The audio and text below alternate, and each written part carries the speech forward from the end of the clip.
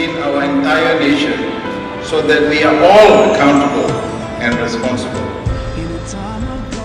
Yesterday we were trying to organize this. When such an institution declares that God is the sovereign, then they have the legitimacy to impose their own rules and whims in the name of the sovereign. History. Thank you, Dr. Cyrus, Dr. John, Dr. Farouk, distinguished panelists, and of course not forgetting the timekeeper. Peace be upon you and a very good morning to everyone who actually sacrificed your Saturday morning to spend time with us. I think Dr. Farouk gave a very holistic view which really exemplifies the needs for Malaysia and the current sentiments felt by many Muslims in this particular country, of course Malaysians in general. Now, if many of you who've actually found out about this program through reading the introduction, I think one key component missing from that, because if you go back to any debate, you can't just see whether Hudud or Islamic State on its own. Tariq Ramadan has always eloquently put it, you have to see the context as well as the text. So not necessarily the text that should matter, but also the context of the time. And I believe Malaysia in the 80s, one of the most memorable, momentous occasions, or momentous developments at the time, which cannot be ignored, was the Iranian Revolution. And very much, among other things, it was driven by the sentiment, the anti-Islam, the Shah was seen arguably by a lackey of America, and anything anti-Islam at the time was seen as good by the ruling elite. This gave way, of course, to Khomeini's rise, and you see, unfortunately, or fortunately at the time, Muslim movements everywhere were inspired by Khomeini's promises, and religious conservatism, the zeitgeist, marked the era at the time. I think this is important. So you put Malaysia in the larger context of the developments around the world, around the globe. Of course, you know, after that, the inspiration quickly turned sour as the revolution faced a democracy deficit and turned against many of its champions, including Ayatollahs. Ayatollahs, who were seen as progressive liberal, were sent, whether life imprisonment, and died during that stay. So, certainly, this is something that we have to take stock. And now, how markedly different is the zeitgeist, the time, the spirit that is being felt not only by Malaysia, but of course through the Arab awakenings that took place. I have to mention this because, again, when we're discussing the issue of hudud of the Islamic State, I think it would not be wise if you don't put it in context. Now, the demand during the Arab Spring was for greater freedom, greater civil and political liberties, made not from those educated and belonging to the West, but local Arabs, local North Africans and Middle Easterners, coming together in overthrowing old, corrupt despots.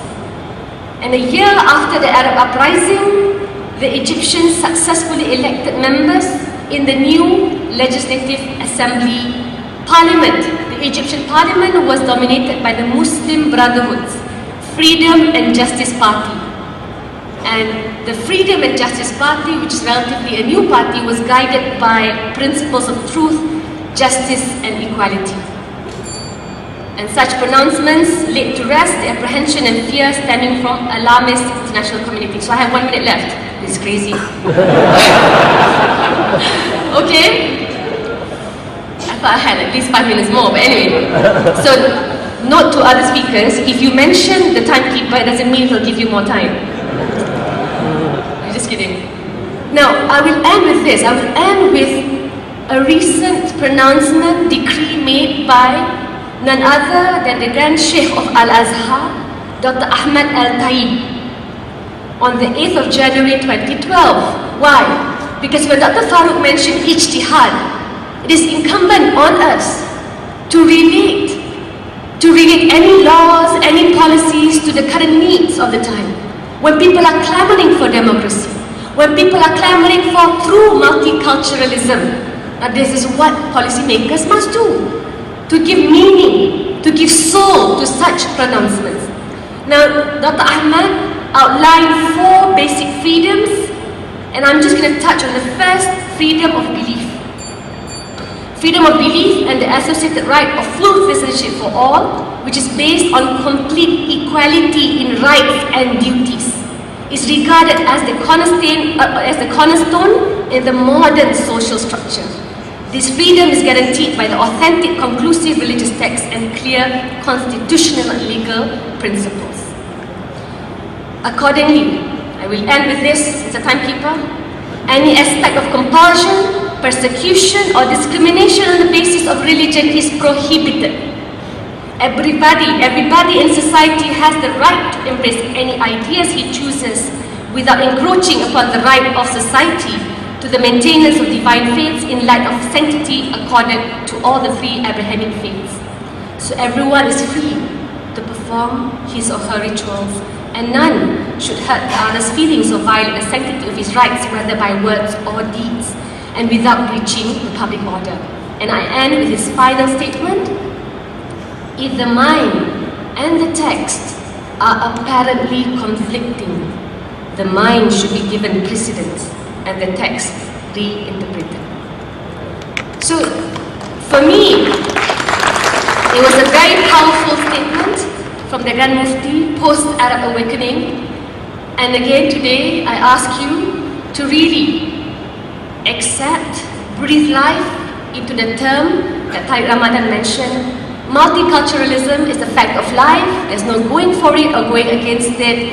And that's why I feel, to a point, the topic today is rather academic, since Malaysia is a multiculturalism and we remain guided by the principles of the Federal Constitution. Thank you very much. That you cannot sort of coerce someone into believing your beliefs, right?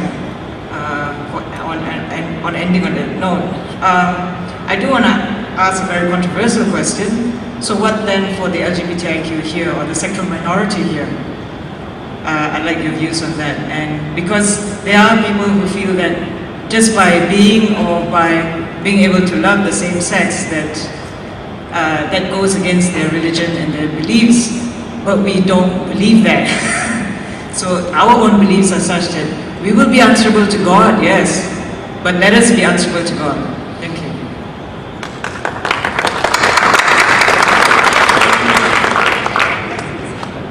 Nurul, can you? All right, we'll have just one more question. Then she will answer both and take leave. Yes.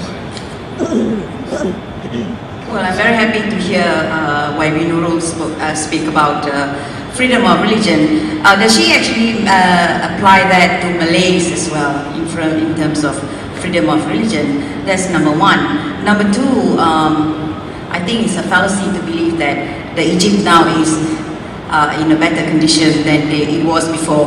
Everybody knows that it's getting worse. I have a friend in Egypt and she's really not happy with what's going on over there. So I do believe YB is trying to promote an idea of an Islamic state which is completely not true. But mainly my question is, when you speak about freedom of religion, are you actually applying to the Malays as well? Thanks. Well, YB Nurul, that's a good way to start the morning. You have two questions of great import at two ends of the spectrum. Could you try to answer them, please? Thank you, Cyrus. I love you too. Okay, so the first question, in terms of the rights of sexual LGBT, Tariq Ramadan addressed this question when IRF organized his program. I think it was about 3 months back. And I think, of course, you're not just talking about Islam. There are limitations implemented even in Christianity with regards to people of LGBT. But one main principle is you should not victimize anyone. You should not also implement and ensure the laws of the land encroach into public space. I think that's the main underlying principle. But if you ask me whether, as a Muslim, I can accept, I think yes, you or whoever that decides their particular sexual orientation, yes, in the private space, you cannot enforce them certain regulations, etc. But as a Muslim, I also cannot accept, and that is regulation of my faith as well as my friends who are Catholics, etc. And I think here you want to make sure that they are not victimized. The current practice, whether through the borders, how Jawi or Jakib at the time went to the borders, some books, etc. So the way it's being practiced does not respect and does not give any meaning to the sanctity of Islam or any religion for that matter. You must always use hikmah. So yes, I will say that here we have limitations, but certainly it should not be encroached into public space. The second question, with regards to what you think I'm trying to promote, I would correct that assumption. Yes, Egypt is undergoing a tumultuous process. It has not been resolved. There are many challenges they face. I'm not saying that they've achieved a utopian ideal view of a state and how it should be governed. But I always take the developments of the Muslim Brotherhood in particular from seen as a rather dogmatic Islamic movement, but came up with a political entity to meet the needs of the times. And their relationship and collaboration with the Christian Coptics is something in particular that we have to observe and appreciate. So if you say that things are bad for Egypt, no. We must not be so judgmental, and that's partly the society or the country that we have inherited that allows us to see things in black and white, whereas sometimes it is not as simple as that. Sometimes in a storming period, it is important for them to undergo, and hopefully, of course, we wish for the best. We wish that we will see wisdom and finally manage the governance of the country ASAP. But okay, one more minute. Yes, but the idea itself, I think, goes back. And when you ask me, there's no compulsion in religion. Even Dr. Farooq quoted that verse in the Quran. How can you ask me or anyone, how can anyone really say, sorry, this only applies to non-Malays? It has to apply equally. That is the way it is. In the Quran, there's no specific term for the Malays, this is how it should be done. So I'm tied, of course, to the prevailing views, but I will say that. So what you want is, of course, in terms of quality. You believe so strongly in your faith that even me, being schooled in Asunta with a huge cross at the hall and an active singing Catholic, non-Catholic society will not deter you. Thank you. When you speak about freedom of religion, are you actually applying to the Malays as well? And when you ask me, there's no compulsion in religion. Even Dr. Farooq quoted that verse in the Quran. How can you ask me or anyone, how can anyone really say, sorry, this only applies to non-Malays? It has to apply equally. It has to apply equally.